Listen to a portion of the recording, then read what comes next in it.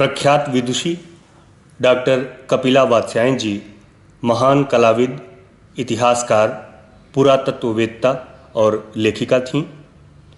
1928 में जन्मी कपिला जी ने 20 से अधिक पुस्तकें लिखीं, जिनमें से कई साहित्य अकादमी से प्रकाशित हैं। इसके साथ ही 200 से अधिक शोध आलेख कपिला वात्स्यायन जी ने लिखे।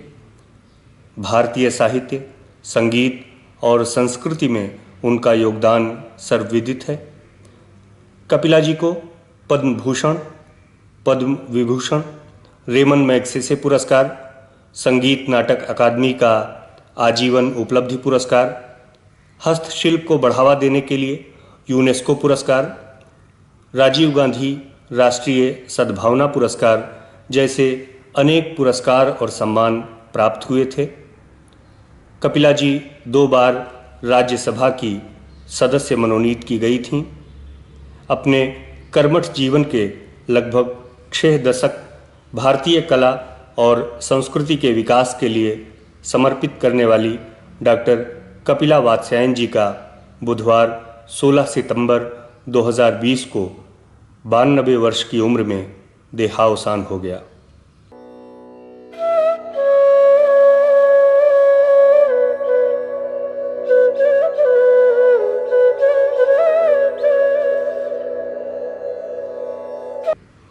मैं साहित्य अकादमी के सचिव डॉक्टर के श्रीनिवास राव से अनुरोध करता हूं कि वे अपने श्रद्धा सुमन अर्पित करें।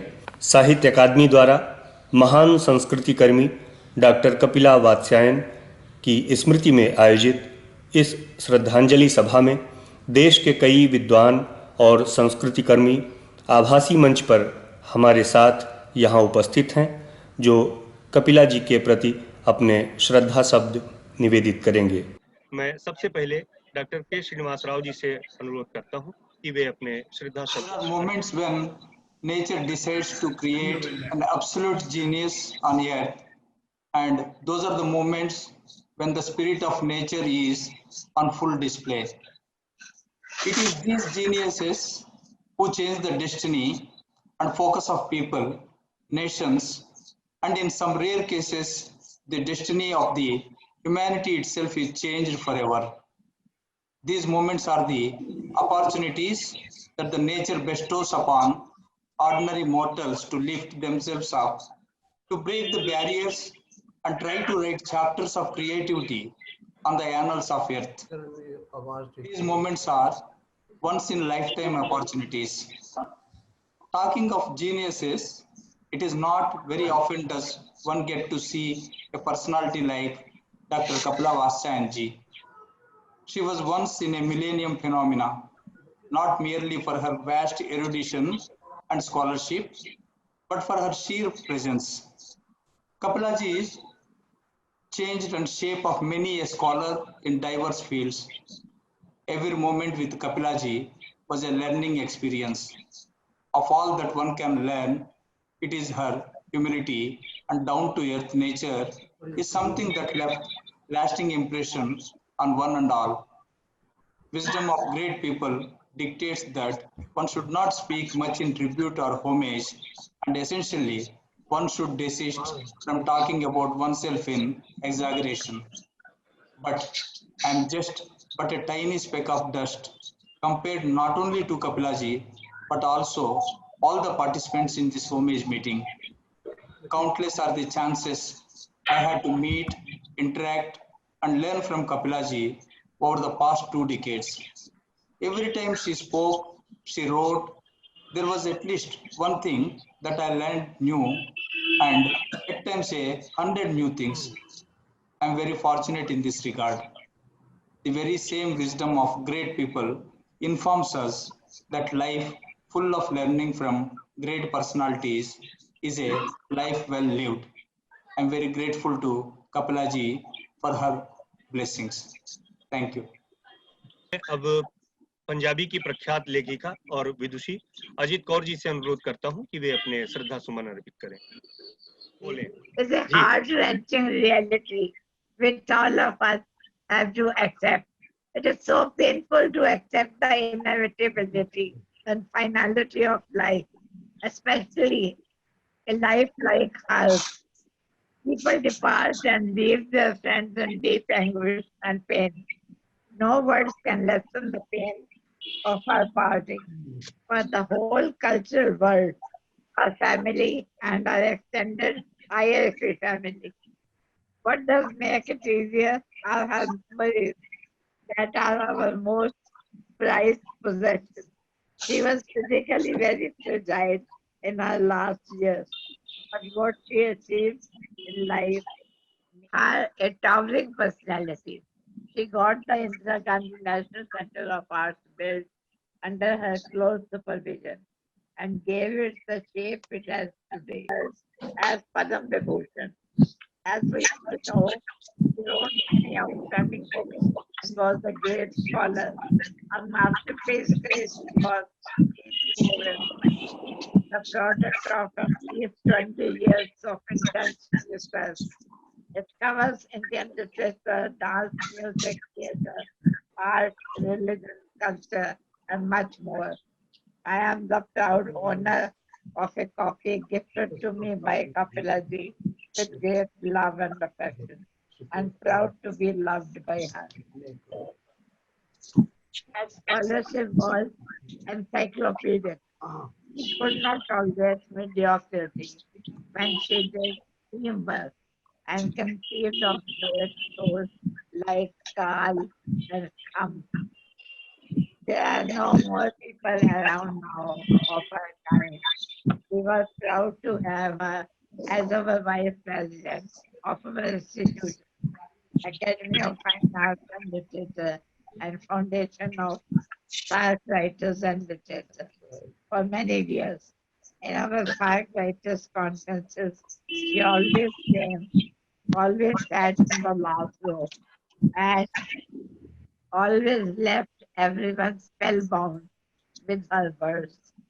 Though Kapilaji lived alone like a rishi and hardly ever talked about her hardships, we often shared our common pain of having injections in her eyes for quite a number of years now. He was always very concerned about my vision, though as was no better. I have lost a very dear, very good friend. Thank you. धन्यवाद madam. अब मैं अंग्रेजी के प्रख्यात लेखक, विद्वान और शिक्षाविद आदरणीय प्रोफेसर हरीश त्रिवेदी जी से अनुरोध करता हूं कि वे अपने श्रद्धा सुमन अर्पित करें। One thing to say right at the beginning about Kapilaji is that she was quite unique. All of us who have known her, and I first met her in 1970, that was 50 years ago, and came to know her well and constantly over the last 25 years or so. I can testify that she was unique because she was a unique blend of all kinds of qualities, some of which may seem contradictory in some other person, but she reconciled them perfectly well. She could look very stern and daunting, and yet when we got to know her, she was full of wit and humor and merriment and mischief, and she was the very picture of enjoyment of life, which she shared with everyone who came close to her. She also combined many intellectual and emotional qualities that helped her contribute in a way to so many areas of life that not many of us are able to do. She began with dance, learning dance at Shantiniketan. She read English literature in Delhi and then in the USA. Then she came back to learn Sanskrit and Indology with Vasudev Sharma Agarwal. She did whatever she wanted to do, and people told her, you can't do it, but she will not take no for an answer. She had real humility. She was thrust back from time to time by great gurus, but she went going back until they accepted her. Vasudev Sharan Agarwal called her Moorkh, idiot. He also called her Mahamurkha. Tum America se padh ke aayi ho. Complete idiot, even if you have studied in America. That's what Vasudev Sharan Agarwal said. And she turned out to be his greatest disciple and pupil in terms of achievement. Her work on the Natya Shastra, her lifelong passion for the Geet Govindam, on which she published many works, and a contribution to the aesthetics of Indian culture, the various art forms. These are her enduring achievements. In fact, the idea strikes me that the three different academies all housed together in the Ravindra Bhavan, the Sahitya Academy, the Ladit Kala Academy, Sangeet Natak Academy, may all wish to have an equal claim on her. And it'll be very hard to decide which has the greater claim. What I find most remarkable in her is that she tried to attain knowledge and to share knowledge in all the three different ways that are recognized traditionally in our aesthetics, in our culture. She certainly went down the path of Jnana Yoga, the sheer intellect through which to understand things. She was also a doer, an organizer, an impresario, herself doing things, dancing as well as talking about dance. So she tried the Karma Yoga as well. And what gave her work tremendous depth, I felt, was that studying the temple, studying dances, studying art, is not only an activity of the mind. The soul has to come into it. And to that extent, she had a spiritual dimension to everything that she did. And that could be called broadly the Bhakti Yoga. The Jnana Yoga, the Karma Yoga, the Bhakti Yoga, they were all combined in her, I felt. I was thinking of concluding this short tribute by saying, Kapila ji ko mera pranam, but then I became self-conscious because I know that if she were around, she would laugh and she would say to me, Zindagi bhar to tum hello hello karte rahe, ab aaye ho pranam karne.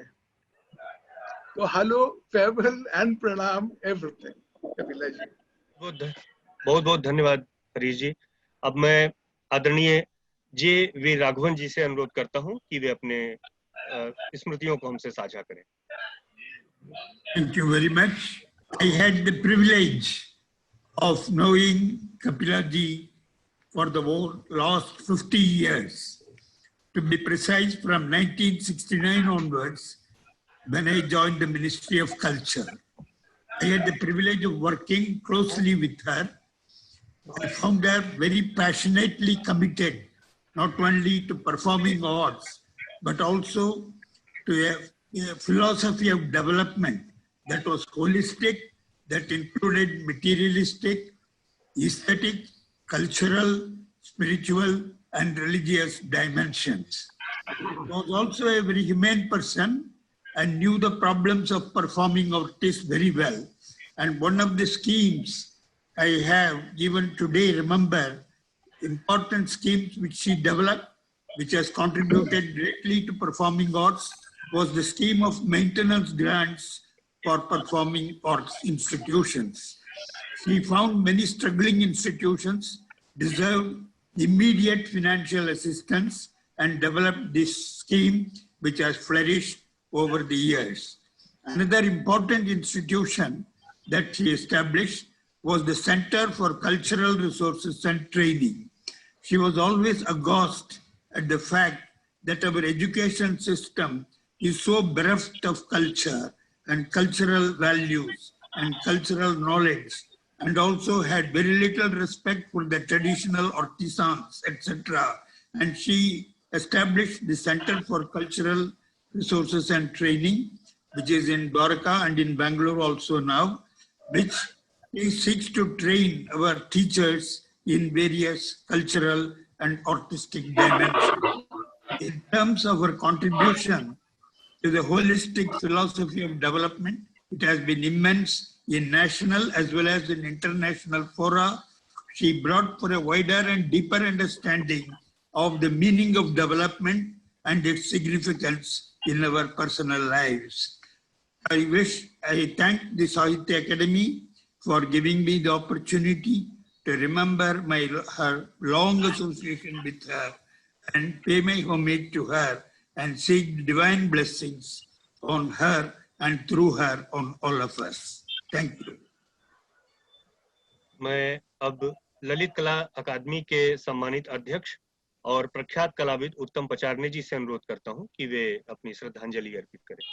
16 तारीख को दिल्ली में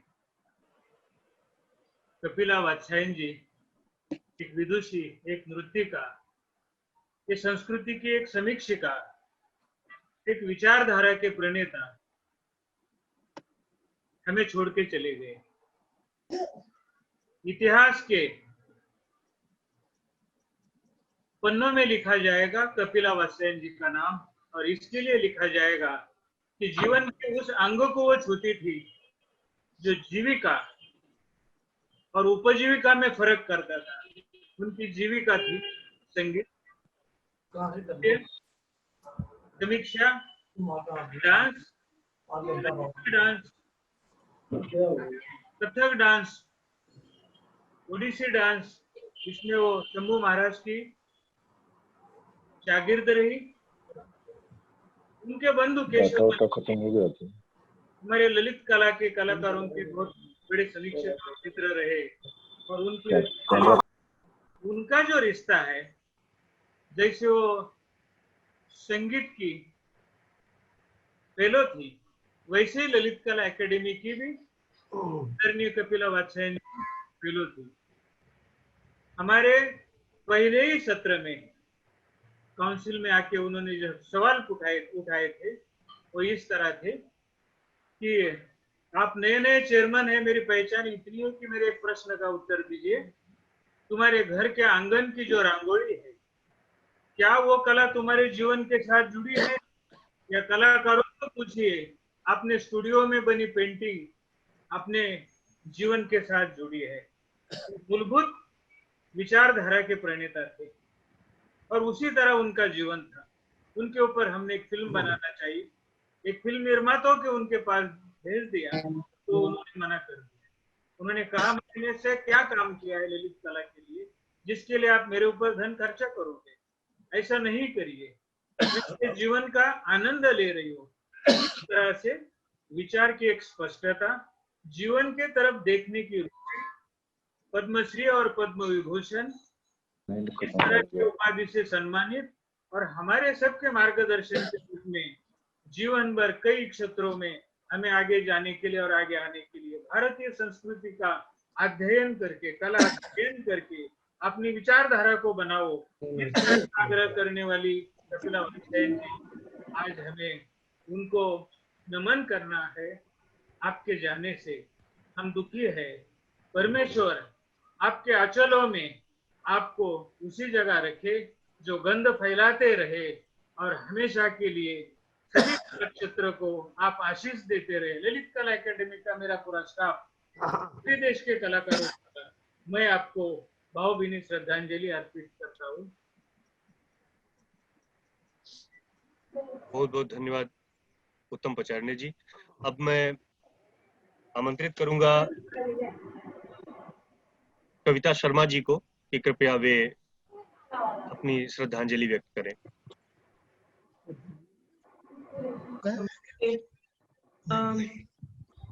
बहुत लोगों ने बहुत कुछ कहा है, लेकिन मेरा उनसे बहुत ही पर्सनल संबंध था, क्योंकि वो मेरे फादर को भी जानती थी और मेरी उनके संग यात्रा बहुत बहुत लंबी रही है। 15-16 साल की उम्र से मैं उनको जानती थी, और फिर हमारा दूसरा बॉन्ड था हिंदू कॉलेज। तो वो मुझे उसके बारे में बहुत कुछ बताया करती थी, और हम लोग खूब हंसते थे कि जब उन्होंने हिंदू कॉलेज ज्वाइन किया तो करीब 12 विमेन स्टूडेंट्स थी और 1000 मेल स्टूडेंट्स थे, और हमारे तब के प्रिंसिपल जो हैं वो बहुत ही कंजर्वेटिव थे। तो कोई लड़का और लड़की आपस में पब्लिक में बात करते हुए दिखते थे तो पेनल्टी लगती थी, और लड़कियों को चिकों के पीछे रखा जाता था एक कमरे में। एक टीचर आते थे उनको लेने और उनको फ्रंट रो में बिठा देते थे, और फिर उनको वापस एस्कॉर्ट कर देते थे। और लड़कियों को कहती थी लाइब्रेरी जाना अलाउड नहीं है, क्योंकि लाइब्रेरी तो बहुत ही बहुत ही डेंजरस चीज है कि वहां पे पता नहीं क्या हो जाए लड़के लड़कियां जब मिले तो ये ऐसी बातें वो मुझे बताया करती थी. Then she would also tell me about 1942 movement and how she participated. तो उन लोगों को कहना था एलसी जैन के संग अप यूनियन जैक. सब लोग एक प्रोसेशन लेके निकले डाउन डाउन यूनियन जैक, और पुलिस ने उनके ऊपर जो है धावा किया उस समय. So I could tell you lots about her. हमेशा ओल्ड स्टूडेंट्स एसोसिएशन की मीटिंग वो अटेंड करती थी and we were honoured to give her a life time achievement award. लेकिन एक मीटिंग मुझे नहीं भूलती है. वो और इंद्र शर्मा जो सीता ट्रैवल्स के थे, वो एक दूसरे की कमर में हाथ डाल के पूरे कमरे में घूमे और एक दूसरे के संग जो है बात करते हुए कॉलेज के दिनों की. तूने ये कहा था तू करके, तूने ये कहा था मैंने नहीं कहा था, तूने कहा था. इतना मजा आया हम लोग को सबको है. तो मैं हिंदू कॉलेज में प्रिंसिपल थी. तो एक दिन उन्होंने मुझे कहा कि तुम इंडिया इंटरनेशनल सेंटर आओगी डायरेक्टर होके. अब मेरे पास 7 साल और थे अभी अपनी नौकरी के, लेकिन कपिला जी ने बुलाया. मैंने कहा जरूर. मैंने वॉलंटरी रिटायरमेंट लेके हिंदू कॉलेज से और यहाँ पे ज्वाइन, और यहाँ पे 6 साल से अधिक मैंने उनसे रोज का मेरा उनका मिलना जुलना था. मैं उनके संग बैठ के काम करती थी और वो शामें बड़ी मजेदार होती थी. वो शुरू होती थी पूरी हिंदुस्तान की पॉलिटिक्स से, फिर वो कहती थी, और उनका बड़ा ड्रामेटिक था, now I am talking to you as life trustee. फिर वो सारी चीजें आईआईसी में क्या गड़बड़ हो रही है उसके बारे में बात करती थी. Suddenly she would turn around and say, now let us go in for some womanly gossip. और फिर हम लोग जिन लोगों को जानते थे उनके बारे में खूब हंस हंस के वो जो है बात करती थी. तो मेरी पर्सनल रिलेशनशिप उनके संग ऐसी थी कि मेरी माँ जो है बेड रिडन थी, तो मैं बहुत डाउन हो जाती थी. तो शाम को वो मुझे बुलाती थी. मैंने अपनी माँ सत्यवती जी के लिए भी वही किया था. तो ये जो है ना, आपको ऋण चुकाना पड़ता है. The way she used to talk to me, I would get uplifted again. Then when my husband passed away, I will never forget.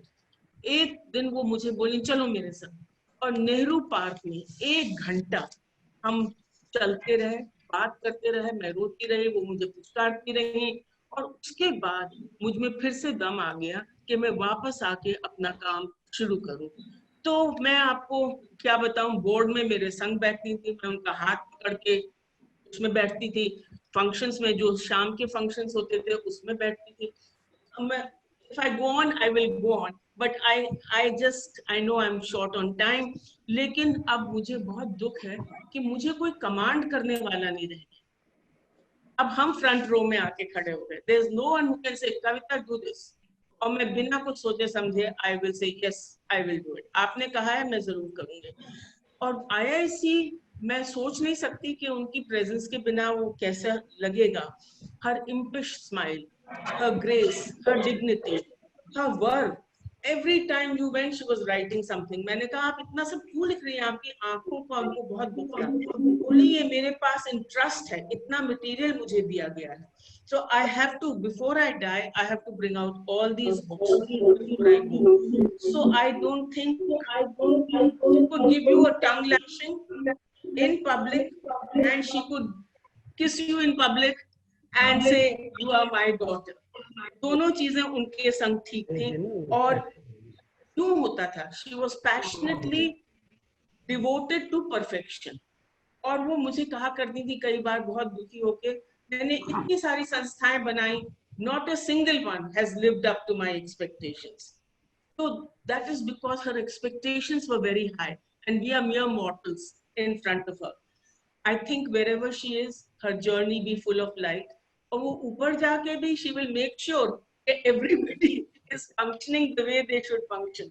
She will not let them relax, but may her blessings be always with us, and may she continue to guide us in spirit as before. Om Shanti. धन्यवाद कविता जी. निश्चित तौर पे इतने सारे संस्थानों, इतने पुरातत्व के स्थलों और इतनी जगहों का उन्होंने निर्माण किया, वो अतुलनीय है. मैं पूर्व राज्यपाल आदरणीय वाल्मीकि प्रसाद सिंह जी हमारे साथ जुड़ गए हैं, प्रख्यात संस्कृति कर्मी हैं। मैं अनुरोध करता हूं कि वे अपना श्रद्धा सुमन अर्पित करें। मैं आप सबके साथ कपिला जी को श्रद्धा सुमन अर्पण कर रहा हूं। मैं कपिला जी को 1995 से जानता हूं और कभी कभी लगता था कि ऐसी विलक्षण प्रतिभा जो साहित्य, कला, संस्थाओं के चलाने का काम, ये सब एक साथ कैसे करते थे। तो मुझे भी याद है कि वो कभी कभी मुझे बुलाती थी फंक्शंस में, क्योंकि वो सरकारी रिश्ता था, मेरा वो रिश्ता नहीं था बहन भाई का, लेकिन सरकार के तंत्र के साथ मैं जुड़ा हुआ था। मैं कल्चर सेक्रेटरी था तब से, और फिर कई चीजों में अब मैं भी उनसे कहता था कि ये गलत है, ये नहीं होना चाहिए। तो वो कहती थी मैंने तो प्रधानमंत्री से अप्रूवल ले लिया। मैंने कहा नहीं, मैं नोट लिखूंगा कि ये सही नहीं है, प्रधानमंत्री जी से फिर आप हमको ओवर रूल करवा दीजिए। कहा तुम लिखोगे तो नहीं होगा, काम नहीं होगा। मैंने कहा ये काम होने वाला नहीं। कई बार जब कुछ काम हो गया और जैसे नेशनल कल्चर फंड बन गया, जैसे गुरु शिष्य परंपरा के लिए जो ग्रांट देने की का काम हो, जब सुनती थी कि ये हो गया है तो वो तुरंत फोन करेंगे ये कैसे हो गया। मैंने कहा नहीं, मैं कैबिनेट में गया था और प्रधानमंत्री ने कह दिया, फिर फाइनेंस मिनिस्टर ने सैंक्शन कर दिया। और इन सारी बातों को याद रखती थी, इतनी सारी बातों को याद रखती थी। और आर्कियोलॉजिकल सर्वे ऑफ इंडिया जो यूनिवर्सिटी है सारनाथ, तो मैंने उनको एक खत लिखा ऑनररी डिग्री देने के लिए, डॉक्टरेट की। तो वो गई, उसमें बहुत प्यार से लोगों से बात की, क्योंकि she is one of the founders. अभी हाल में पिछले साल 3-4 नवंबर को उनसे मुलाकात हुई एक पब्लिक फंक्शन में, जब हम लोग फर्स्ट जो डायरेक्टर थे उसके central institute of higher Tibetan studies के, उनकी वर्षगांठ 80 साल मना रहे थे, तो उसमें थी, फिर उसमें बोली भी और पुरानी बातें तुरंत याद आ जाती थी उनको, और फिर बड़े प्यार से सबके साथ गले लगाए। अब जब भी मिलती थी मुझसे तो पूछती थी बहुधा का क्या हाल है। वो मेरी पुस्तक थी जिसको मैंने IGNCA में लिखा था, उनके सहयोगी थे प्रोफेसर इंद्रनाथ चौधरी, उन्होंने सारी व्यवस्था की थी। तो उनको खुशी होती, मैं भी बोल ही रहा था किसी से कि उसका अब लेटेस्ट पेपर बैक एडिशन आ गया है, अभी हमारे पास कॉपी पहुंची नहीं है, 2-4 दिन में आ जाएगी। तो मैं उनको एक कॉपी देने वाला था और एक प्रोफेसर इंद्रनाथ चौधरी को देने वाला हूँ। तो ये सारी जो बातें हैं, अब एक रिश्ता था, एक रिश्ता जो कि इस जगत का था और उस जगत का भी है, क्योंकि ये सारे काम जो हैं, जैसे उन्होंने भरत जी के ऊपर काम किया है, गीत गोविंद के ऊपर काम किया है, ये सारी बातें भूली नहीं जा सकती। संस्थाएं जो 4-5 बनाई हैं वो भूले नहीं जा सकते।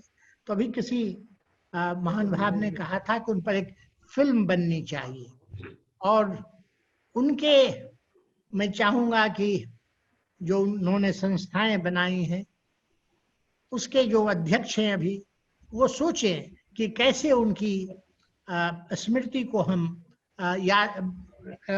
एक फिजिकल रूप दे पाए, एक सांस्कृतिक रूप दे पाए, जिससे कि वो हम लोगों को, आने वाले जनरेशन्स को अनुप्राणित करती रहे, क्योंकि ऐसे लोग कम होते हैं।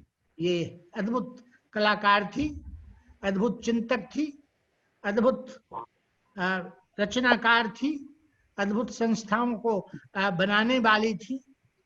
ऐसी महिलाएं जो राजा राम मोहन राय की परंपरा की थी और बड़ी परंपरा की थी, जिन्होंने देश में परिवर्तन लाया और अपने आप को उस ढांचे में लाया जिससे कि आने वाली पीढ़ियां अनुप्राणित होती रहेंगी। मैं उनको अपना श्रद्धासुमन देता हूं।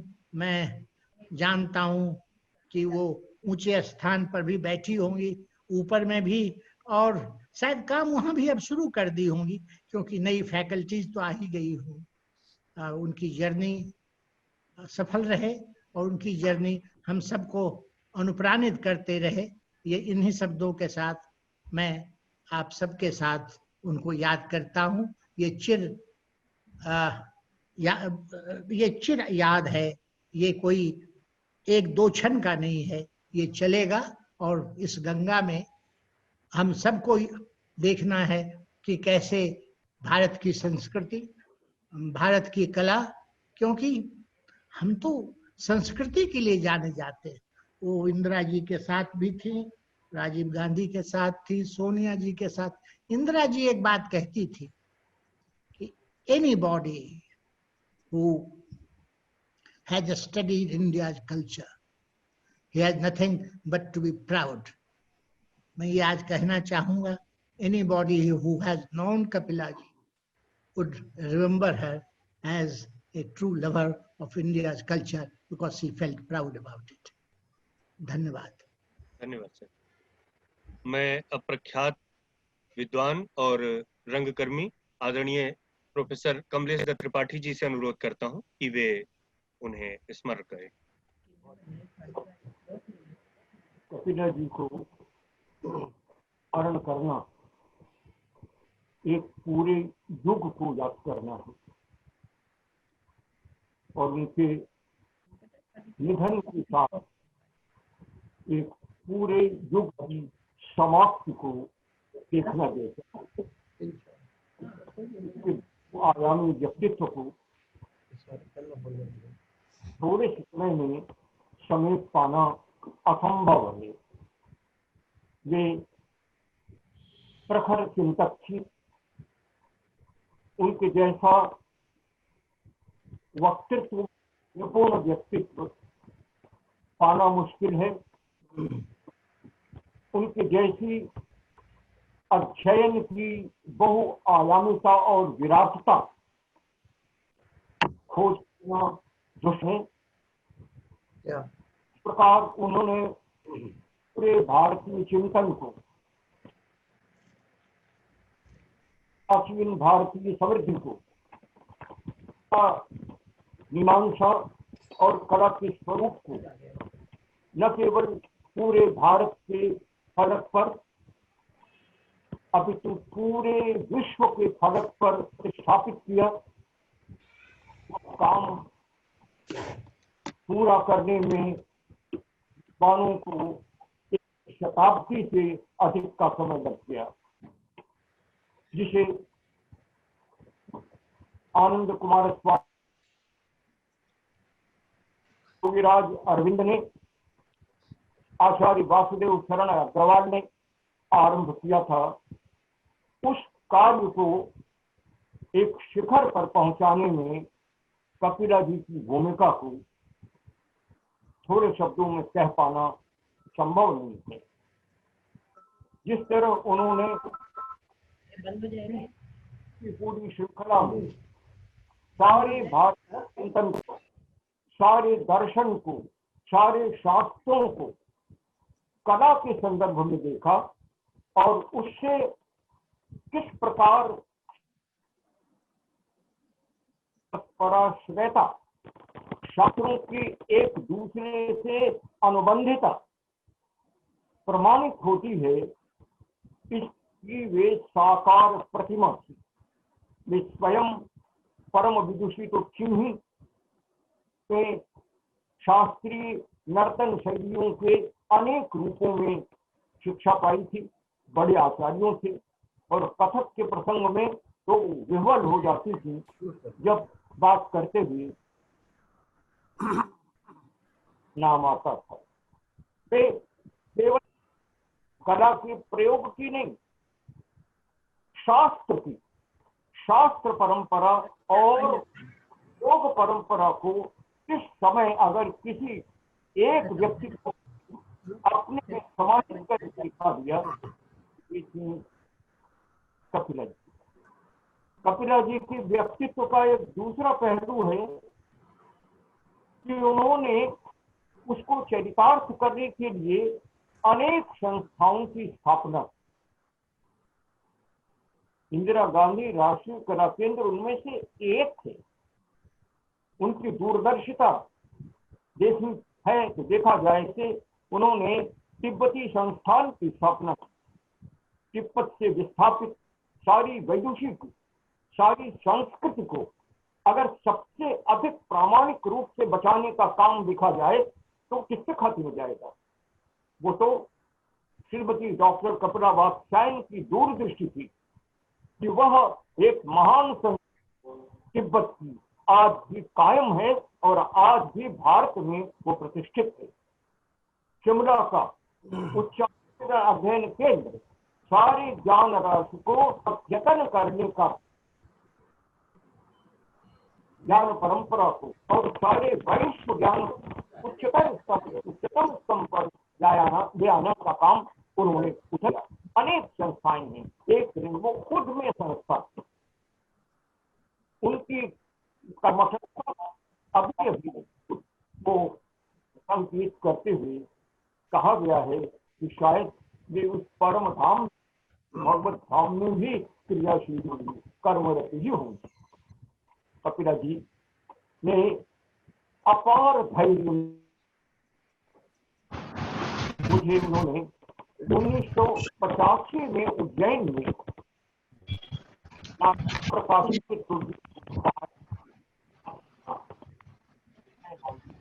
और कहा था कि आप द्वारा संपादित नाट्यशास्त्र इंदिरा गांधी राष्ट्रगान से पूरा करने में 30,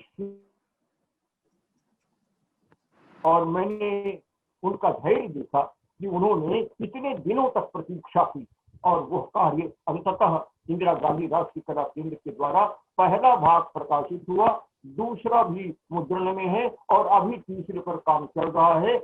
उनकी वह जो धैर्य की, ये उच्चतम अध्ययन करने के, उसके उच्चतम अनुशीलन के मानक को स्थापित करने का जो उनका कार्य है, हमारे अपने समय में उन्होंने उजागर किया। उनका जीवन तपस्या का जीवन था, उन्हें निकट से देखा है। वो सारी तपोमयी मूर्ति, राशि और सारी कला मनो विग्रह में सविग्रह होके आ गई थी। आज जब वो नहीं है, उनकी क्षति जाने की अपूर्णीय है, इसका अनुभव सारा देश कर रहा है और संस्कृति के क्षेत्र में तो इसको सभी लोग समझ रहे हैं। हम केवल उनकी स्मृति में अपनी श्रद्धांजलि अर्पित कर सकते हैं और हम ये वह मार्ग जो उन्होंने हमारे सामने रखा वो रुकेगा नहीं। उस दिशा में भारतीय संस्कृति, भारतीय चिंतन और भारतीय कला परंपरा की व्याख्या का कार्य निरंतर चलता रहेगा। अंत में एक बार सारी इस परंपरा में शास्त्र के मूल ग्रंथों को कैसे देखना चाहिए, इसके लिए जो दृष्टि उन्होंने दी, वो पुस्तक से ही प्रकाशित है। नाट्यशास्त्र पर उनकी वह पुस्तक संपूर्ण भारतीय मूल ग्रंथ की परंपरा की व्याख्या, उसके सातत्य और उसके निरंतर प्रवाह का एक जीता जागता प्रमाण है। मैं समझता हूँ कि एक दृष्टांत है, ऐसे में 50 दृष्टांत यहाँ पर दे सकता हूँ। समय नहीं है और आज तो केवल उनको याद करने का दिन है, उनके प्रति श्रद्धा अर्पित करने का दिन है। मैं हार्दिक श्रद्धांजलि उनकी स्मृति में अर्पित करता हूँ। धन्यवाद आदरणीय त्रिपाठी जी। अब मैं राष्ट्रीय कला केंद्र के सम्मानित सदस्य सचिव, प्रख्यात रंगकर्मी एवं विद्वान प्रोफेसर सच्चिदानंद जोशी जी से अनुरोध करता हूं कि वे श्रद्धा सुमन अर्पित करें। आप सभी को प्रणाम। आदरणीय कपिला जी को याद करना और आज के दिन याद करना, ये एक ऐसा अद्भुत संयोग है जो मैं आपको बता रहा हूं तब भी मेरे रोंगटे खड़े हो रहे हैं।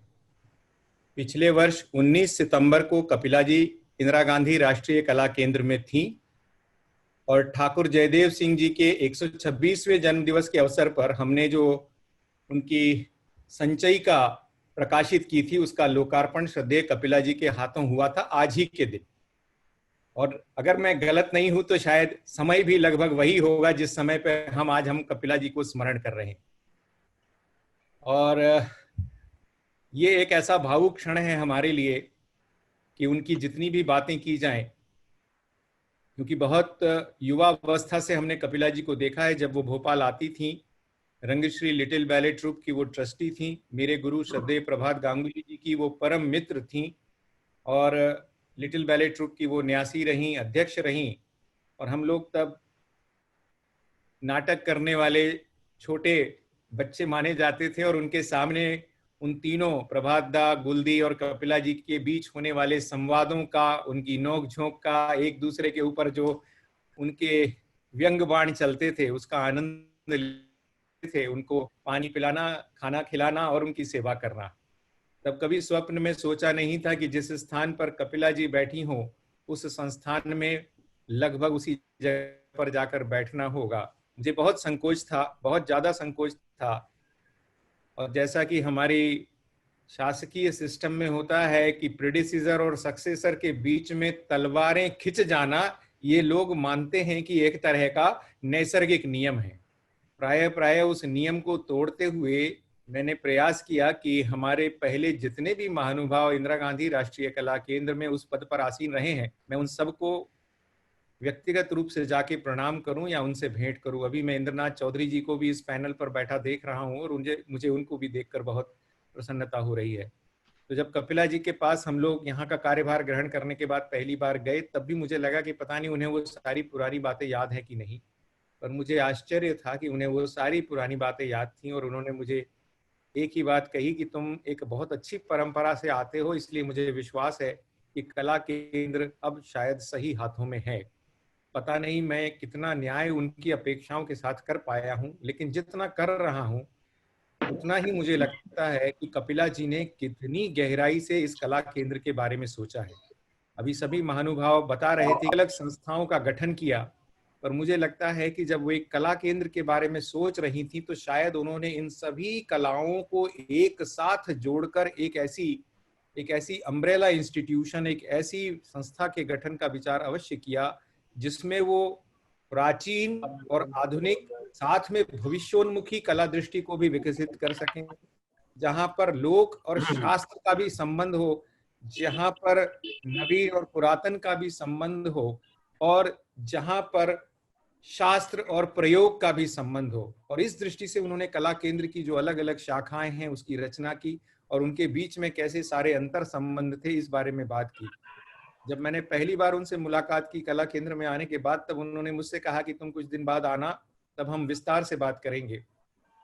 मैंने भी उन 2-3 महीनों में थोड़ा अभ्यास करके उनके विजन को, उनके दृष्टि को समझने की चेष्टा की और फिर हम कपिला जी के पास गए।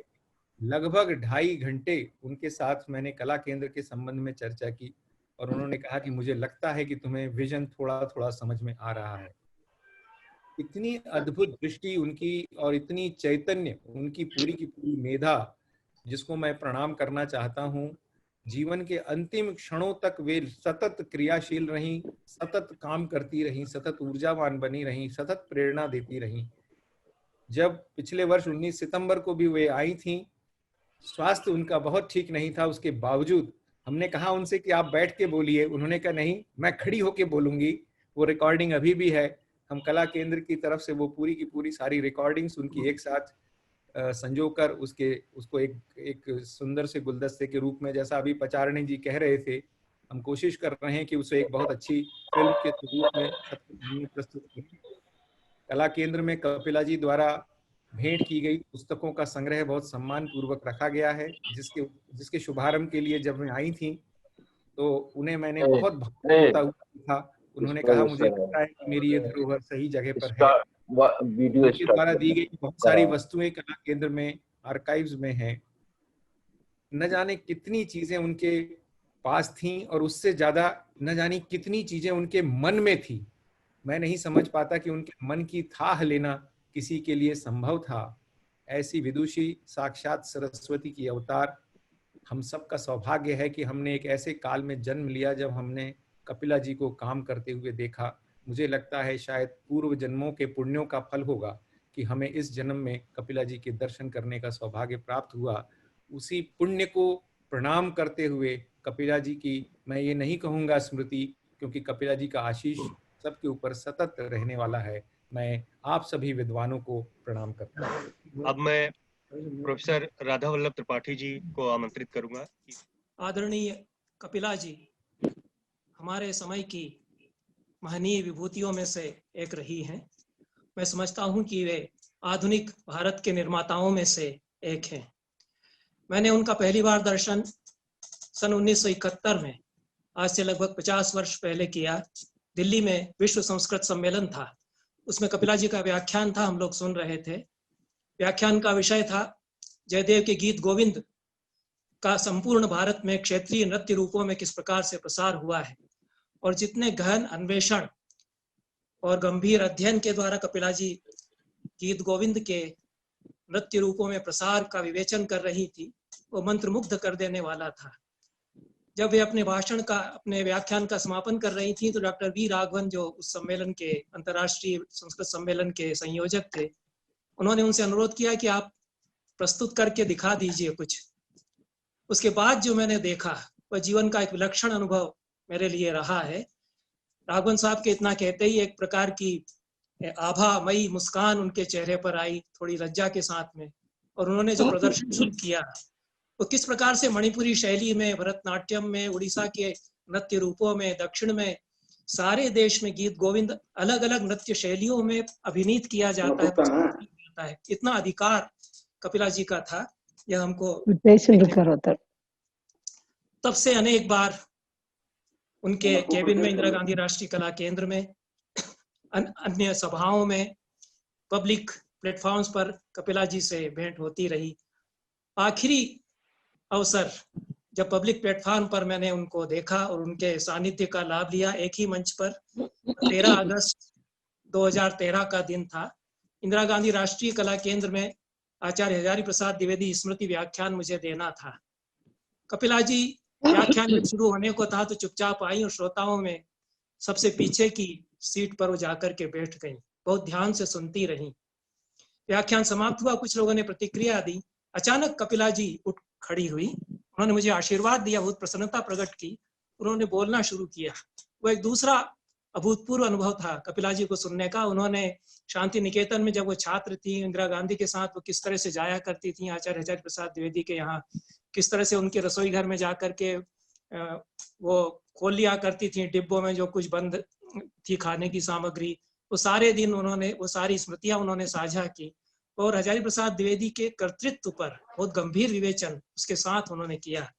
यह कपिला जी की जो विशेषता रही है कि संपूर्ण जीवन का जो उल्लास, आनंद है, स्पंद है, वही ज्ञान का स्पंद बनकर के किस प्रकार प्रकट होता है, वो हम उनमें सदैव देखते रहे। मेरी दृष्टि में वो गार्गी, मैत्रेयी और भारती मिश्र जैसी विदुषियों की परंपरा में भी आती हैं, और जो देश के महान कलागुरु रहे हैं उनकी पहली पांत में भी वो आती हैं। एक साथ इतनी दुर्लभ विशेषताओं का समन्वय बहुत कम लोगों में होता है।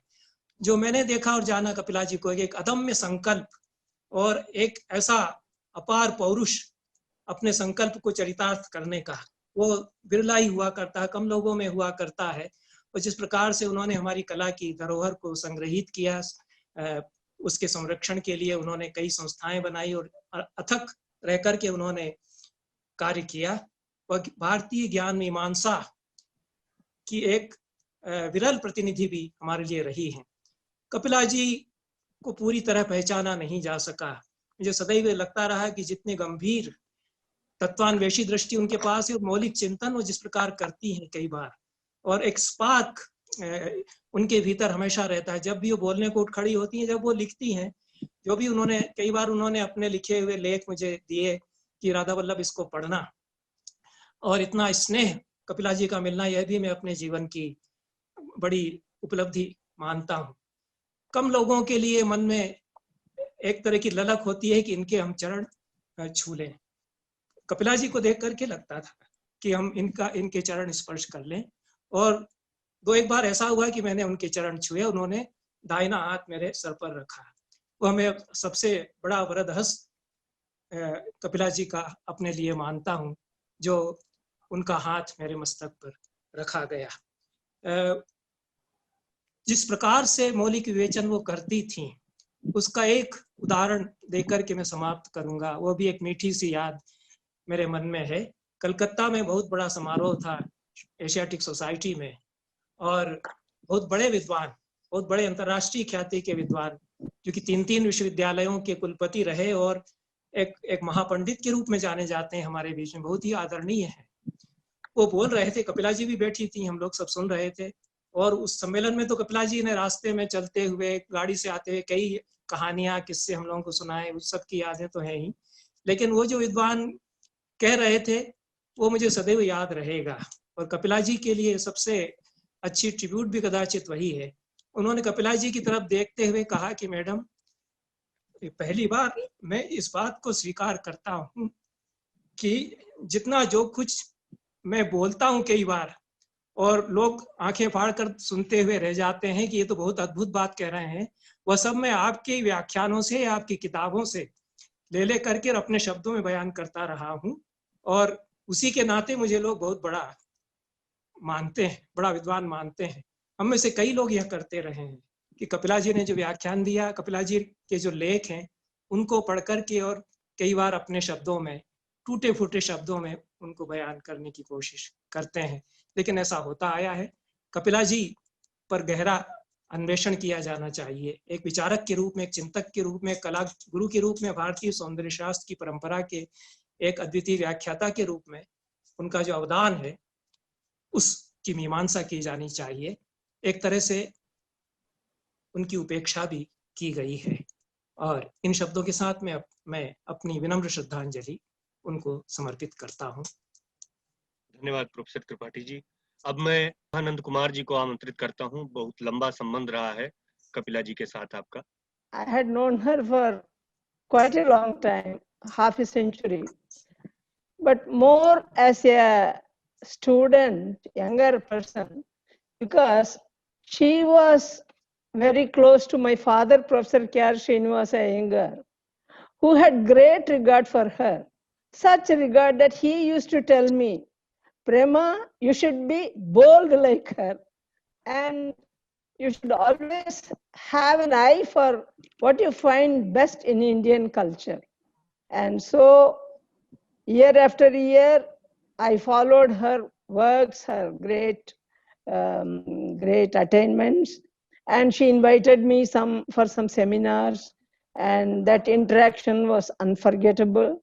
I remember attending a seminar in the Indira Gandhi Center on Tirupavai of Andal. And when my book on Mahasaraswati was published, before it was published, the publisher wanted a foreword. So to whom shall I ask for a foreword? I did not know whether I could trouble Kapilaji because she was so busy at that time. Still, I gathered my strength or whatever, and I asked her, it is a very slender book, would you mind writing a few words? She said, it would be a pleasure, send it immediately. And now one of our speakers today referred to her as Mahasaraswati, and is quite right. The title of my book was Mahasaraswati, and she has given a foreword which only Mahasaraswati could have written, and the book became well known because of her foreword. And she had read the entire thing very carefully, and she wrote a beautiful letter also along with the foreword, saying, you must keep it up, you must keep it up, it's our culture. And I can never forget her kindnesses. I had the privilege of reviewing some of her books, and so I am really, really grateful for her memory. I'm so grateful to the Sahitya Academy for giving me a chance to be here and pay my homage to Kapila ji. Thank you. Thank you Prema ji. अब मैं professor Indranath Chaudhary जी से अनुरोध करता हूं कि वे कृपया अपने श्रद्धा सुमन अर्पित करें। धन्यवाद, सबको प्रणाम। सच्चिदानंद जी बहुत बहुत धन्यवाद। और सबको मैं देख रहा हूँ, सारे मेरे मित्र यहाँ पर मौजूद हैं, सबको मेरा प्रणाम। कौशिक जी आपको भी प्रणाम। कपिला वात्स्यायन केवल कला और संस्कृति ही नहीं, और भी बहुत से विषयों में पारंगत थी, जैसे नृत्य, संगीत, साहित्य, नाट्य, इन सब की वो प्रतिनिधि विदुषी थी। हमने ये सुना है, देखा है और कहा भी है कि इस देश में बहुत सारे रेनाइसा पुरुष पैदा हुए हैं, जैसे टैगोर, परंतु रेनाइसा स्त्री, महिला कदाचित एकमात्र कपिला थी। उसको सचमुच हम पॉलीमैथ कह सकते, बहुश्रुत, इतना ज्ञान था उनमें सब चीजों का। मैंने उनको जब पहली दफे देखा था तो वो मिरांडा कॉलेज में अंग्रेजी की प्रोफेसर थी, और हम लोग रहते थे मॉरिस नगर में। पिताजी को मॉरिस नगर में जो है यूनिवर्सिटी का जो है मकान मिला हुआ था, और वो डीयू में प्रोफेसर थे संस्कृत के। तो उसी जमाने में जब अंग्रेजी पढ़ाती थी, तभी से संस्कृत के प्रति उनकी एक स्वाभाविक जिज्ञासा थी, और वो संस्कृत के प्रश्नों को लेकर पिताजी से बात करने आती थी हमारे घर। हम तब स्कूल में हाफ पैंट पहनने वाले बच्चे थे, हम दूर से उनको देखते थे। मैं आपको सचमुच कह रहा हूँ अनुपम जी, हम उनको देखते रह जाते थे, जिसे कहते हैं ग्रेशियन ब्यूटी। जो यूनान की जो देवियां हैं, उनका जो फेशियल कट और फेशियल शरीर का जो कट है, ठीक उसी तरह की वो लगती थी, और हम सिर्फ उनकी तरफ देखते रहते थे दूर से। हम दो भाई थे और दोनों ही उनकी तरफ देखते रहते थे, हमारी मुंह बंद रहता था। ये हमारी पहली मुलाकात थी। धीरे धीरे कॉलेज से हम नौकरी करने लगे, कॉलेज से जो है एडमिनिस्ट्रेशन में आए, एडमिनिस्ट्रेशन में उनसे बहुत दफे मुलाकात हुई, और दुनिया के जगह जगह पर जो है उनको जो है गोष्ठियों में उनकी मुलाकात हुई।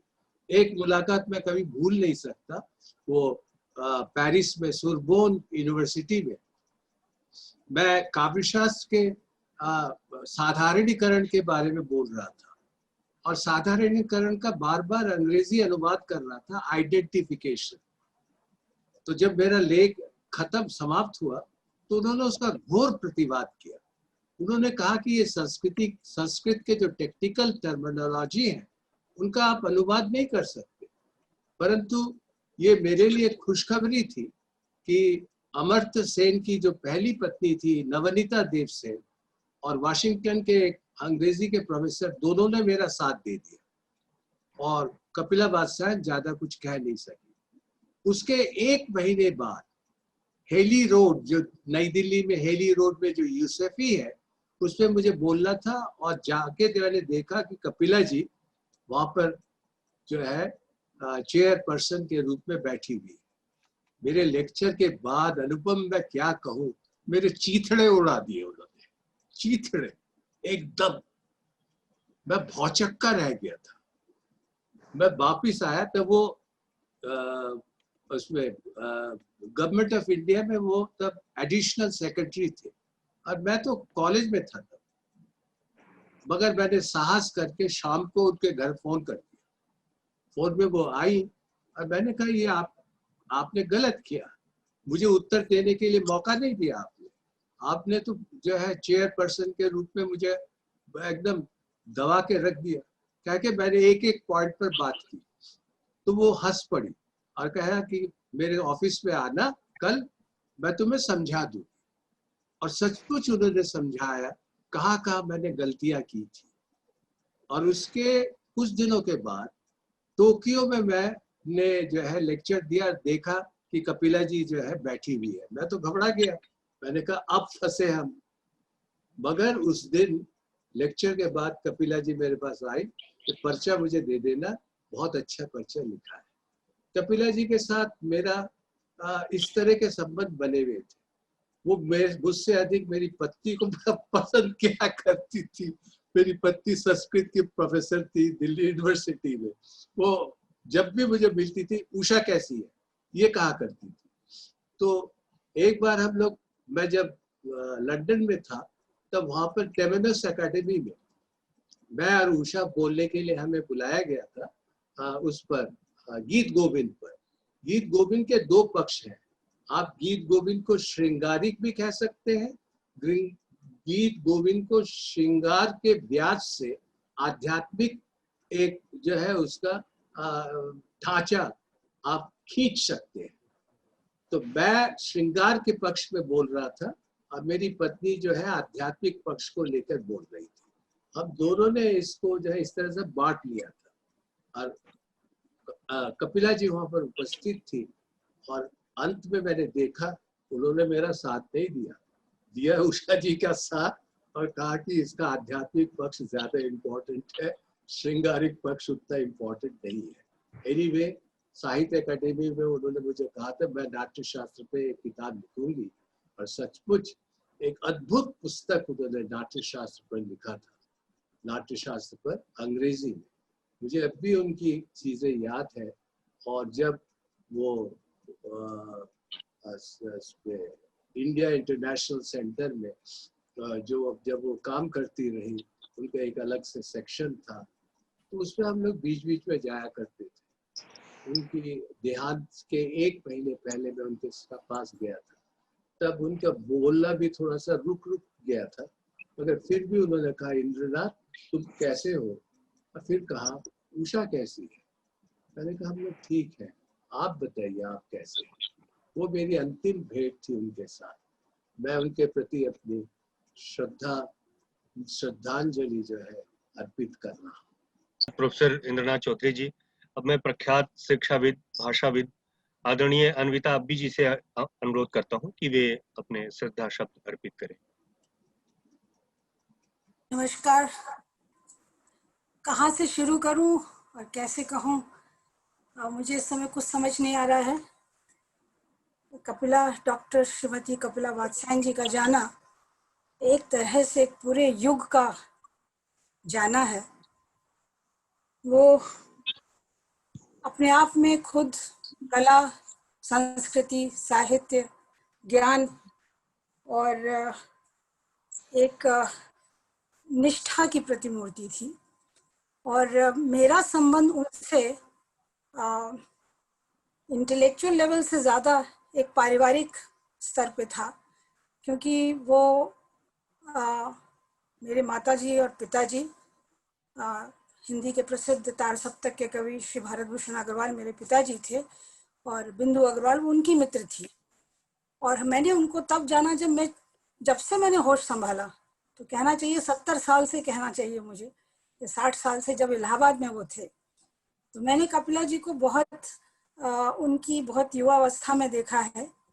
और जब तार सप्तक की स्थापना हुई थी तो वो उस मौके की भी याद है, हालांकि हम लोग छोटे बच्चे थे, और इसीलिए मैं उनको तब से शुरू से कपिला मौसी कहती थी। तो मेरा संबंध उनका संबंध कपिला मौसी जैसा ही था।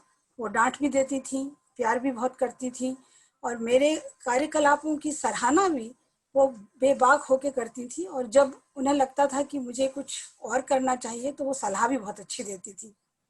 मुझे याद है जब मैंने साहित्य अकादमी को as an honorary director join किया, centre for oral and tribal literature, तो उनको बहुत खुशी हुई कि रिटायरमेंट के बाद मैंने कोई ऐसा काम किया है जो अभी तक अछूता और अधूरा रहा है। क्योंकि हम लोग ये चाह रहे थे कि अलिखित भाषाओं में इतना ज्यादा लोक साहित्य और लोक संस्कृति और लोक ज्ञान छुपा हुआ है, ये बाहर आना चाहिए।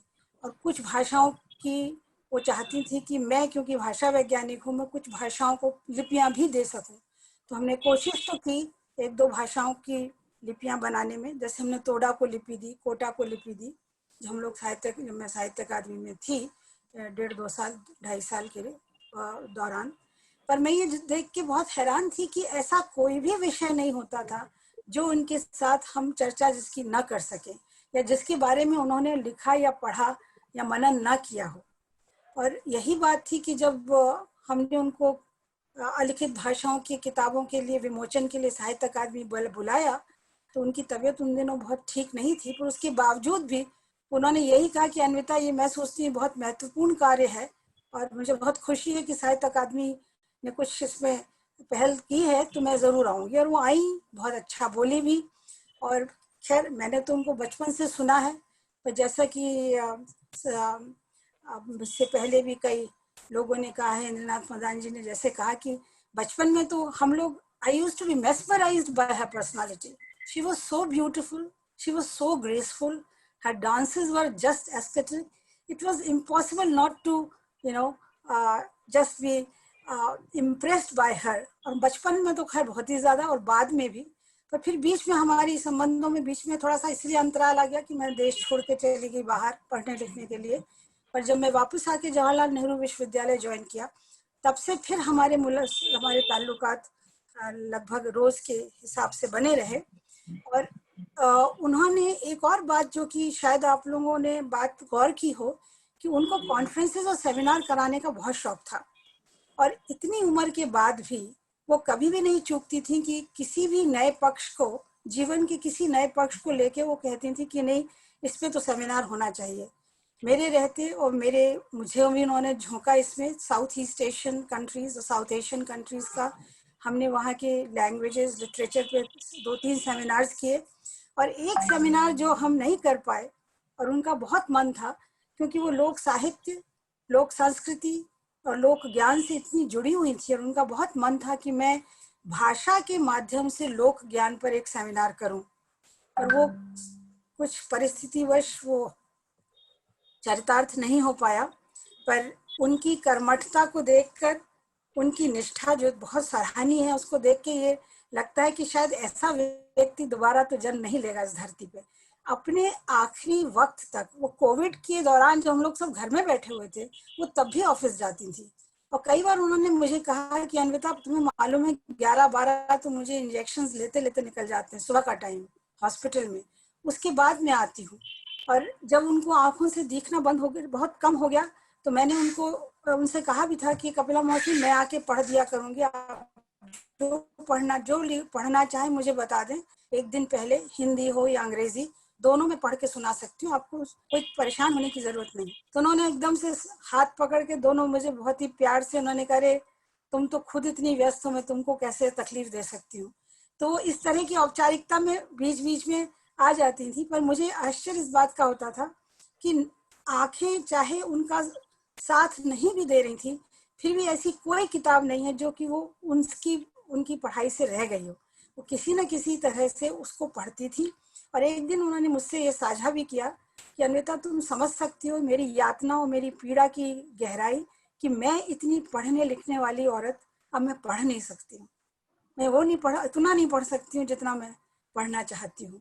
तो इस तरह की उनकी कुछ निराशापूर्ण यादें भी या मुझे हैं, पर उससे ज़्यादा हमें याद करना चाहिए उनकी कर्मठता को, उनकी निष्ठता को और उनके बेबाकपन को। किसी के दबाव नहीं में कभी काम नहीं किया, ना करती थी।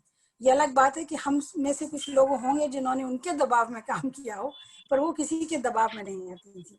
और शायद यही वो विषय था, कि यही वजह थी कि उन्होंने, मैं सोचती हूँ, जिंदगी के भी और कला और संस्कृति के भी कोई भी कैसा भी आयाम हो, उन्होंने नहीं छोड़ा होगा। सब में उनकी दखलंदाजी थी, सब में उनकी विशेषता थी, उसमें उन्होंने मनन किया था, लिखा था।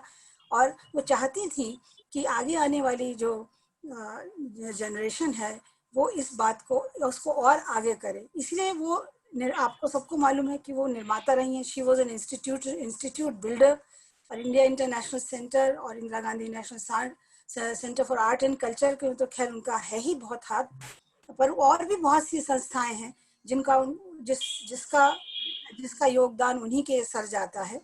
और वो कई बार कहती भी थी कि वे संस्थाएं उतना अच्छा नहीं कर रही हैं या उस पगडंडी पे नहीं चल रही हैं जो मैंने दिखाई थी या जो मैं चाहती थी जिस पे वो चले। तो कई बार ये बात होती थी कि आपका जो विजन है या आपकी जो कल्पना है वो ज़रूरी नहीं है कि हर व्यक्ति उसको पूरा आत्मसात कर ले। इसलिए आपको बुरा नहीं मानना चाहिए, क्योंकि जो लोग कर रहे हैं वो भी तो अपने हिसाब से ठीक ही कर रहे हैं, पर वो संतोष किसी तरह से कर लेती थी। पर मुझे ये लगता था कि वो कभी भी उन्होंने अपने से समझौता नहीं किया।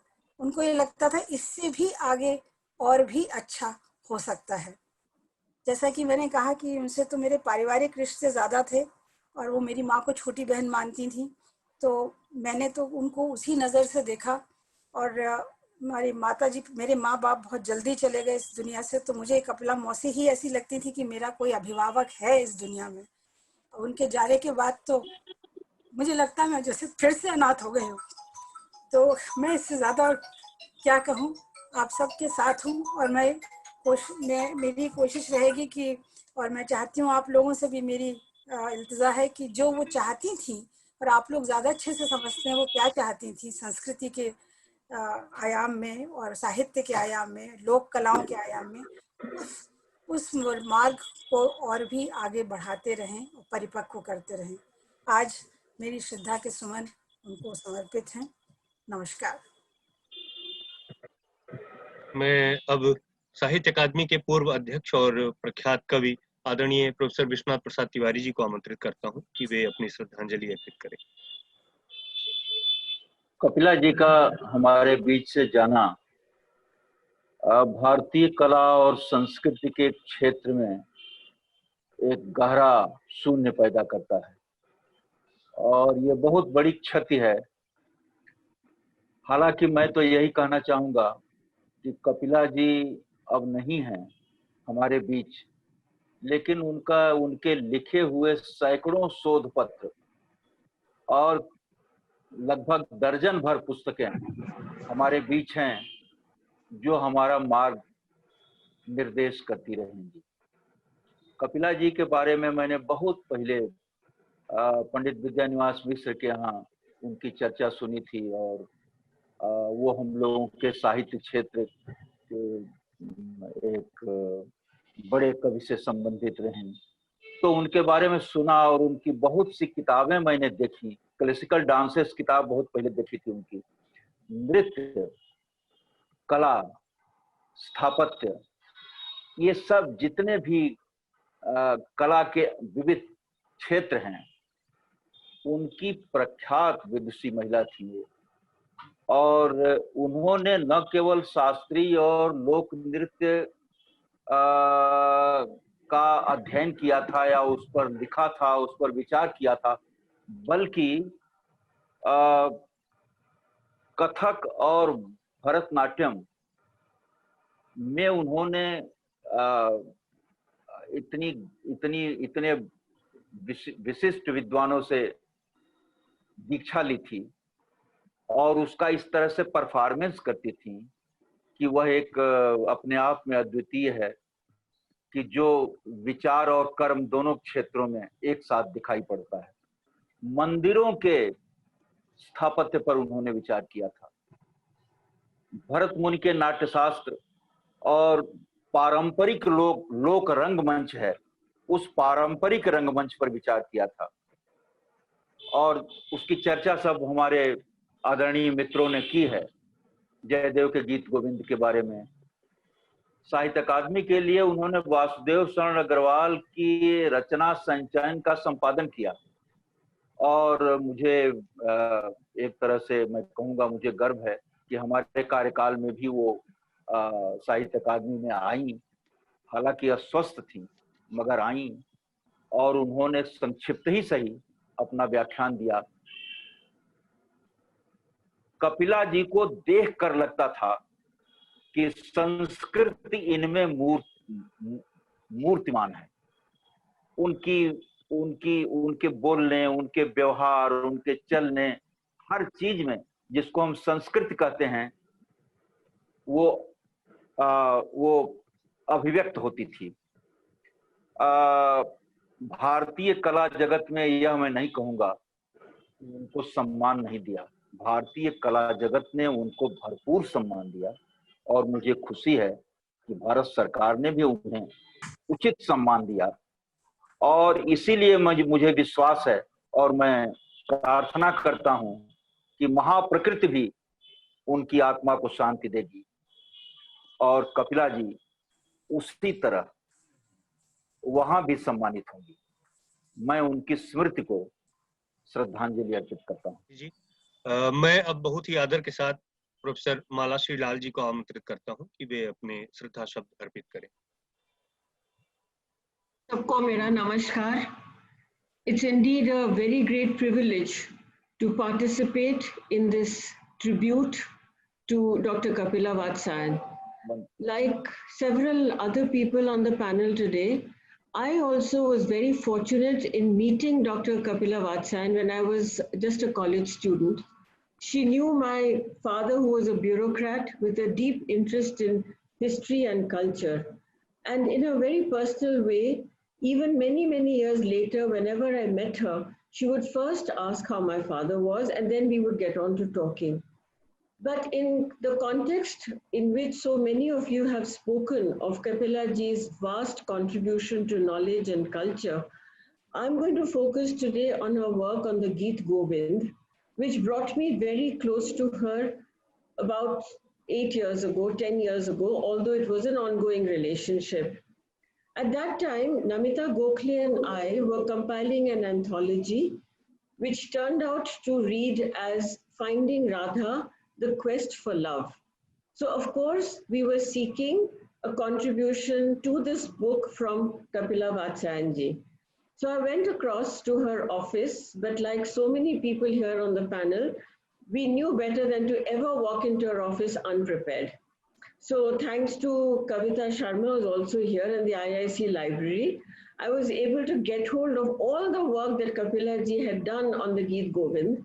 8 monographs, not easy to read, but it showed her combination of expertise in 4 art forms: dance, music, pictorial art, and literature. The knowledge was vast. And these 8 monographs were on mainly the pictorial aspects of Geet Govind, and we wanted an essay from her. We decided then to focus on the Darbhanga Geet Govind, which is not so well known to most people. And her reasons for choosing that particular one were absolutely unique, because she said, this is the pictorial example where we see the Geet Govind talking about environment and ecology. And the essay extract that we brought into our book from Kapila ji, in fact, then focused on the idea of the ecological harmony, which is so important to our human existence.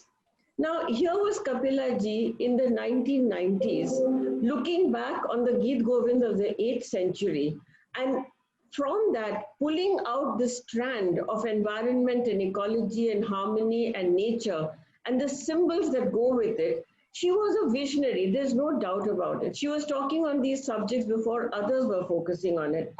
And item by item, she told me what the Chakor and the Khanjan stood for, why Radha was called a doe-eyed beauty, why there were bowers and with garlands hanging behind Radha and Krishna whenever the images occurred.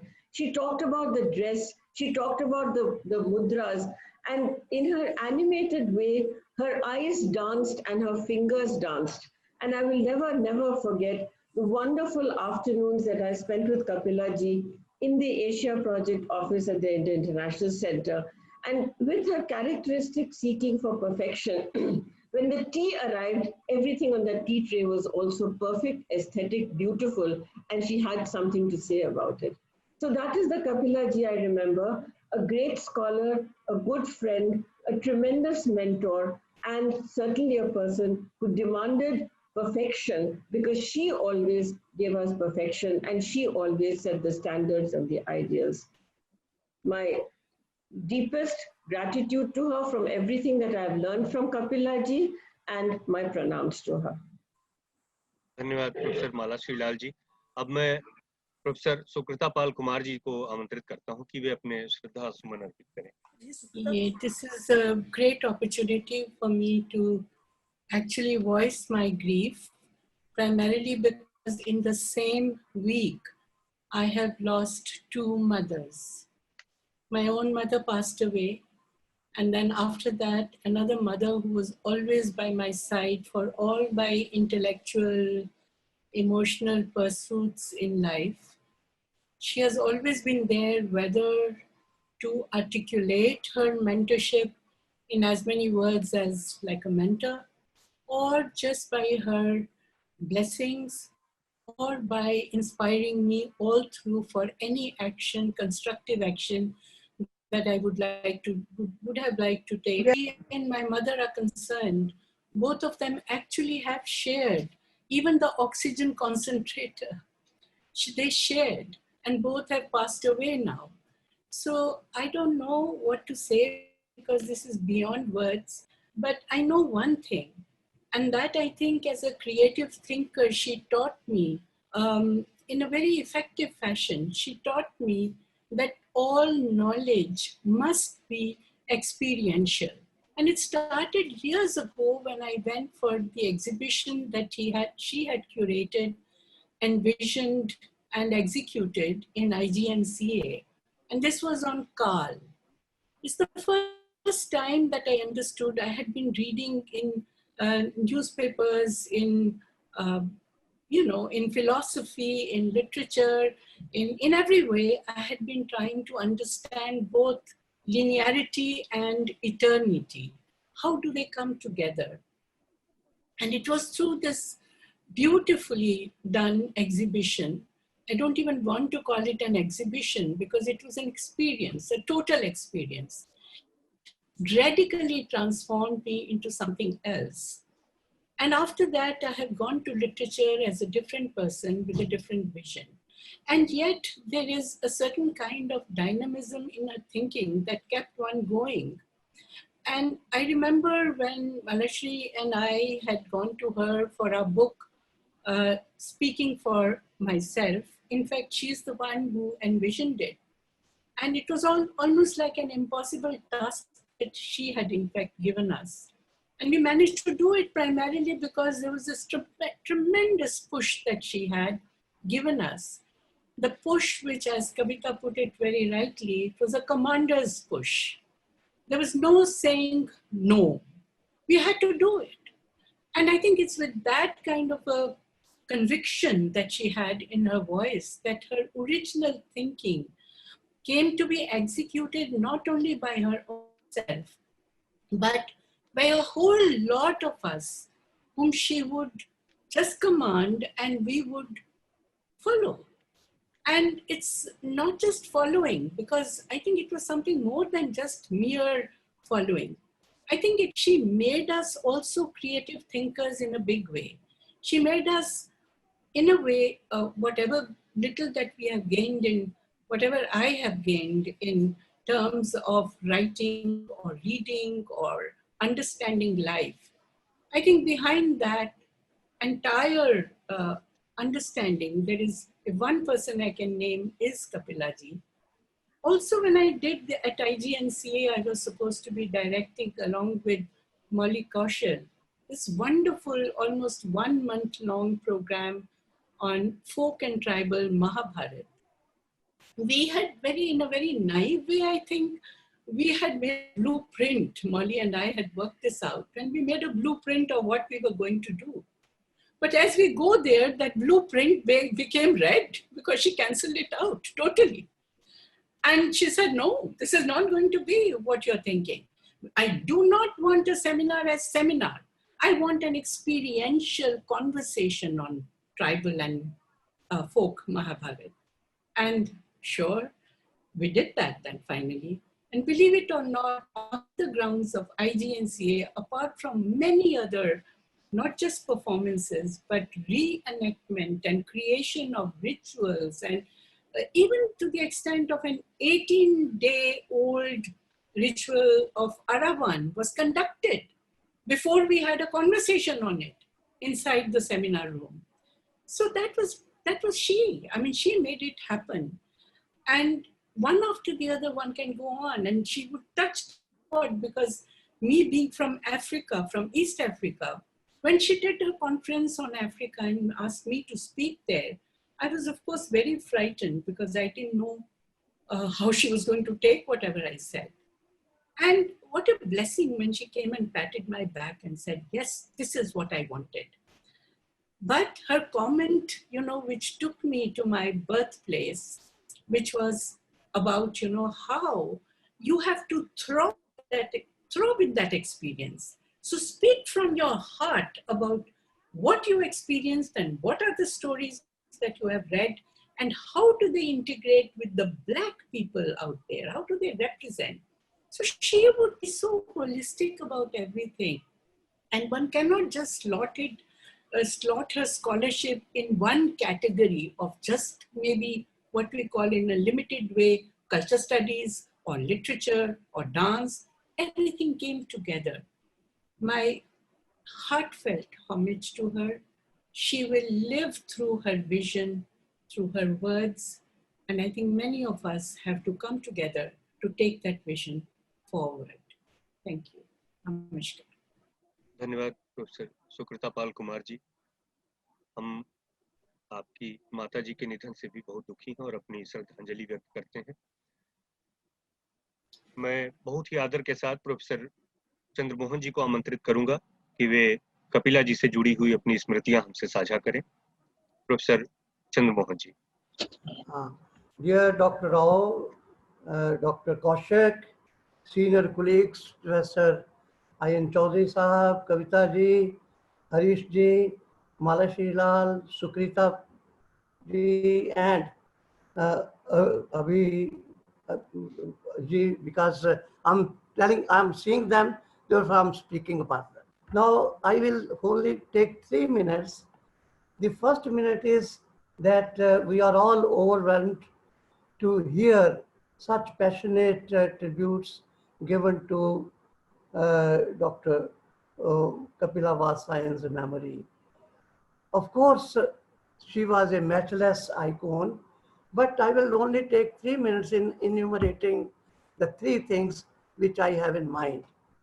The first thing is that she is a rare, virtuous personality involving all those who have a chance to meet her and also work with her. I see all those whom I have mentioned, and they are always been in her room and also working and admiring it. Only last week, when I went to see her, she said, "Chandramohan, yes, ma'am, that Latin American seminar is coming. Ask your friends to be quite, alert them to be adequate to them." I said, "Ma'am, surely, but it will be in February 2021. He said, "It's okay. I will be there and all of you have to come." Then I really got reminded about all of my friends' participation who have been going there, coming there and all that. Then she did mention in the linguistic diversity seminar, which was organized by Anvita Biji, to mention that it was also attended by Dr. Rao, and he presented a paper on retaining Indian linguistic diversity. So this was Dr. Kapila Vatsyayan, the personal touch which she gave to all of us. Now, the second role which I have to play here in another minute is that on behalf of the Comparative Literature Association of India and International Comparative Literature Association based in USA, I'm here to contribute our great homage and tribute to the departed leader, who has provided us a patronage along with our past presidents of CLAI, one Professor U.R. Ananthamurthy, and second Professor Cecil Kumar Das. I bow my head with respect to Kapilaji when I remember, Anupam said personal, it is personal as well as our associations. Remember her pragmatic guidance given to us in drafting the concept note with which we as an association got success in obtaining a standing research committee status, and it was on South Asian literature and culture under the auspices of international body known as International Comparative Literature Association. Now, I can't tell you that when I had drafted this note, she asked me, Tanon, tell me the key sentence. I said, I just read it to you. And then she said, the key sentence is, and that sentence you must add, and that this particularly Indian region, South Asian region is distinct, not only distinct India or Indian culture, but it is full of plural cultures and based on monolithic structures.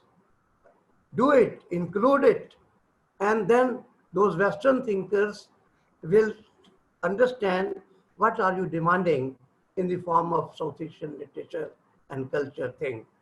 We included it. I got the whole thing done, and we got the this representation in the global arena of South Asian literature and culture, which is prospering day by day. Every year, my friends, Jasbir Jain, P.V. Ramakrishnan, and Kapilaji, and also now Kavitaji and others, they are not only contributing, but so far, every year we start to see to it that we are able to produce one formidable volume in this art.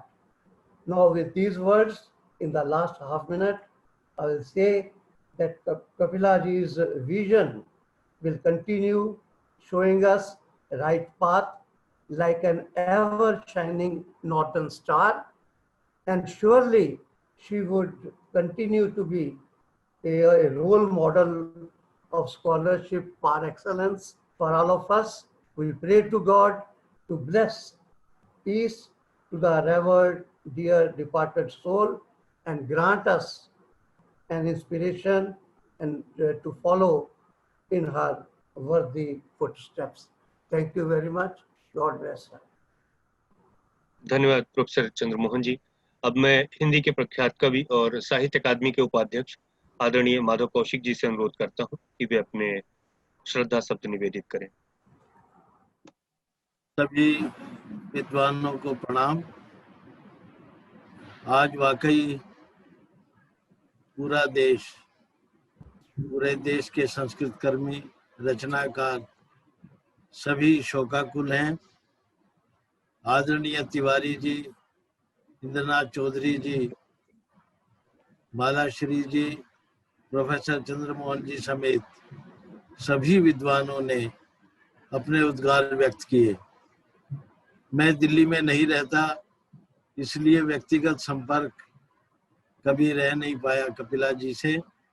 हाँ, उनके व्याख्यान जरूर सुने, और जब भी व्याख्यान सुने, चाहे सामने बैठ के सुने या लेक्चर सुने, उनके रिकॉर्डेड लेक्चर सुने, एक भारतीय मनीषा और मेधा की वो ऐसी प्रतिमूर्ति थी जिसको सुन के आपको लगता था कि कोई बौद्धिक प्रखरता का ऐसा विद्वान हमारे सामने परत दर परत भारतीय कला, संस्कृति और साहित्य की एक गहरी समझ हमें दे रहा। हर बार ऐसा अनुभव हुआ। साहित्य अकादमी से उनका सानिध्य बहुत रहा। उन्होंने हमारा मार्गदर्शन किया, बहुत सारी पुस्तकें संपादित की, व्याख्यान देने भी वो आई, तिवारी जी ने जैसे बताया कि अग्रवाल जी का रचना संचयन उन्होंने संपादित किया। उन दिनों में तिवारी जी के साथ हम भी सहयोगी थे और हिंदी परामर्श मंडल में थे। अस्वस्थ होते हुए भी उन्होंने जिस तरह की उस पुस्तक का निर्माण किया वो वाकई एक तरह का डॉक्यूमेंटेशन है भारतीय संस्कृति कला को समझने के लिए। एक विशेष बात कपिला जी के बारे में जो अक्सर दिमाग में आती है कि देश की स्वतंत्रता के पश्चात जिन लोगों ने, जिन विद्वानों ने, विभूतियों ने भारतीय संस्कृति की गरिमा और महिमा को देशों में पहुंचाया, पूरी दुनिया में स्थापित और उद्घाटित किया, उनमें कपिला जी सबसे सर्वोपरि थी। एक तरह से हम कह सकते हैं कि अनप्रोक्लेम्ड कल्चरल एम्बेसडर ऑफ इंडिया, इस तरह से उन्होंने काम किया। और उन्होंने केवल भारतीय कला संस्कृति के लिए नहीं, जब वो यूनेस्को की कार्यकारिणी की सदस्य थी तो उन्होंने पूरी एशिया की कला, पूरी एशिया की संस्कृति के बारे में जो लोगों की दिमाग में दुर्भावनाएं थी, पूरी दुनिया में दुर्भावना थी, उन सब का उसने निराकरण भी किया। कहने का तात्पर्य ये है कि संस्थानों की वह निर्मात्री तो थी, स्वयं में भी एक बहुत बड़ा संस्थान था। एक ऐसी विजनरी, बहुत सारे हिंदुस्तान में ऐसे भी विद्वान हुए हैं जो आर्म चेयर स्कॉलर हुए हैं, अपने ड्राइंग रूम में बैठ के उन्होंने योजनाएं बनाई। वो पहली ऐसी विभूति थी जो कुछ सोचती थी उसको कार्य रूप भी दे देती थी। और मैं बड़े दावे के साथ कह सकता हूँ कि भारत में वो जो कल्चरल मैपिंग का काम था जो आजकल चल रहा है, उसका 20 सूत्र भी उन्होंने दिया था। कल्चरल चार्टर ऑफ इंडिया का निर्माण में भी उनकी बहुत बड़ी भूमिका थी।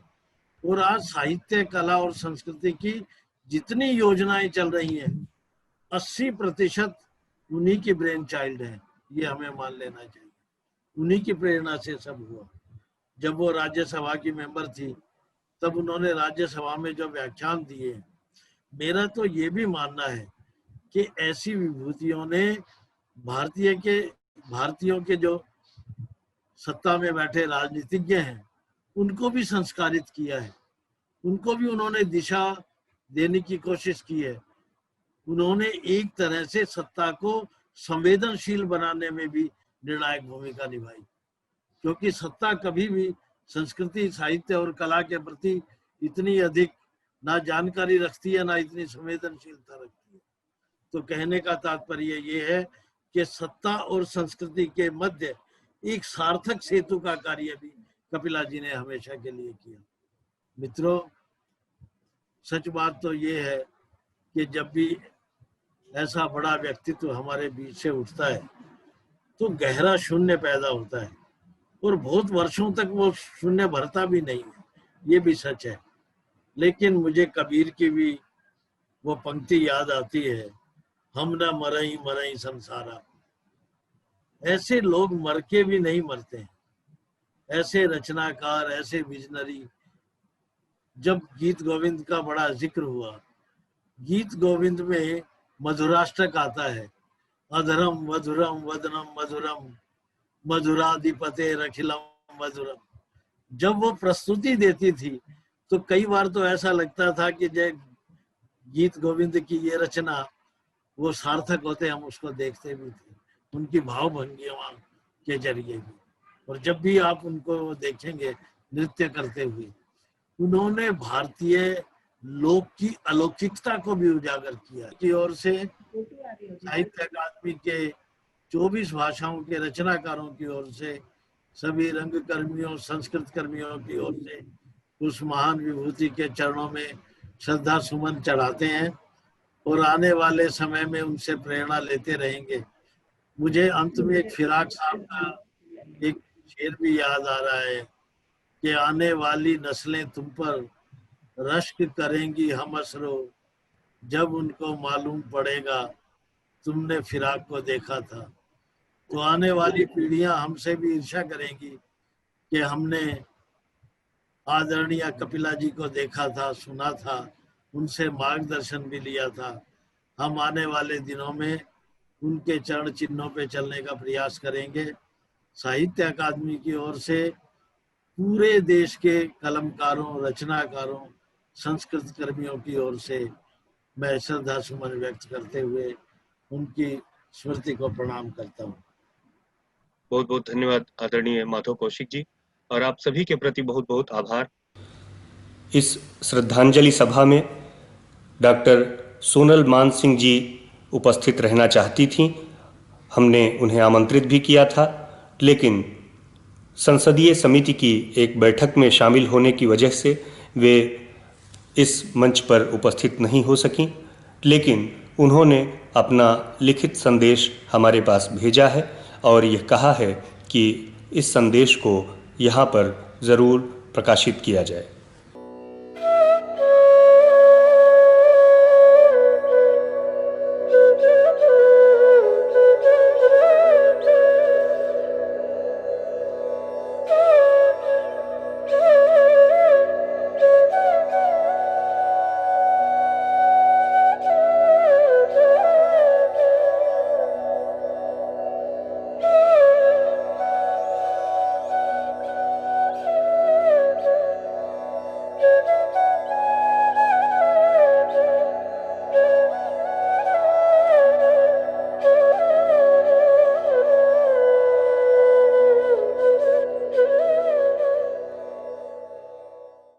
आप सबके साथ साहित्य के सभी रचनाकार दुखी हैं।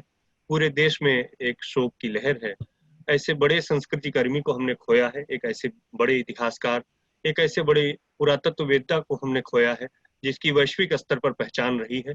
ये निश्चित तौर पे भारतीय संस्कृति की एक बड़ी क्षति है। हम साहित्य अकादमी और सभी लेखकों की ओर से आदरणीय कपिला वात्स्यायन जी के प्रति अपना श्रद्धा सुमन निवेदित करते हैं। नमस्कार।